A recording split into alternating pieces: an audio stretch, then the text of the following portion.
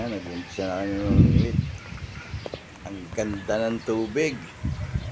Tamang-tama ito. Makagat ang hito nito, tsaka tilapia. Ayan o, kita nyo naman. Sarap ng pwestuhan. Para mga kwagula. Oops, nakapagong. Magat yung pagong. Sorry, pagong. Sensya ka na, umagat ka eh. Pero pakakawalan kita. Dito nga, nagulat kami lahat. Biglang dumating yung tubig na marami, galing bundok yata ito, pero sa pwesto namin, tignan nyo naman, napaka-aliwalas ng tubig ng langit. Sumama bigla yung tubig. Sarap pa naman mamingwit. Bale, hintayin na lang namin luminaw yung tubig kasi masarap din mamaril eh. Etong dalawang to, inaabot ng laki ng tubig eh, ano. Na-stuck sila doon, di sila makatawid oh. Kasi bigla nga lumalim yung tubig. Siguro magpapababaw ng tubig to bago tumawid uli. Kita nyo, na-stranded sila doon sa parang isla. Ano.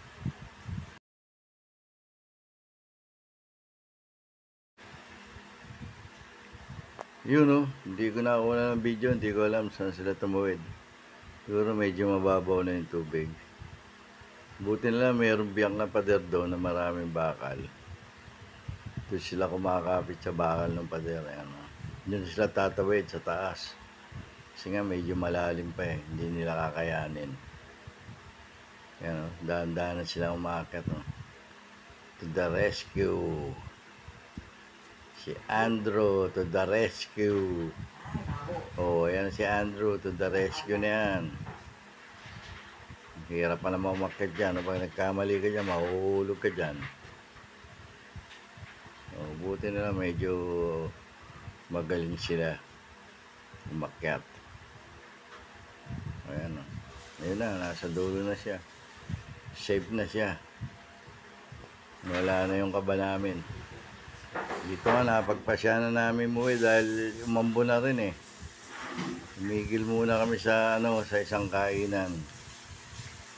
Kumain muna kami ng pares ni Dabata.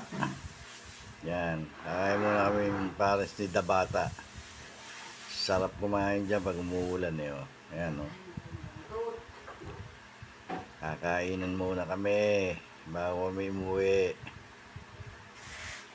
Para pag uwi namin, busog na kami. Salamat mga boss sa mga panonood nyo sa akin. Thank you very much.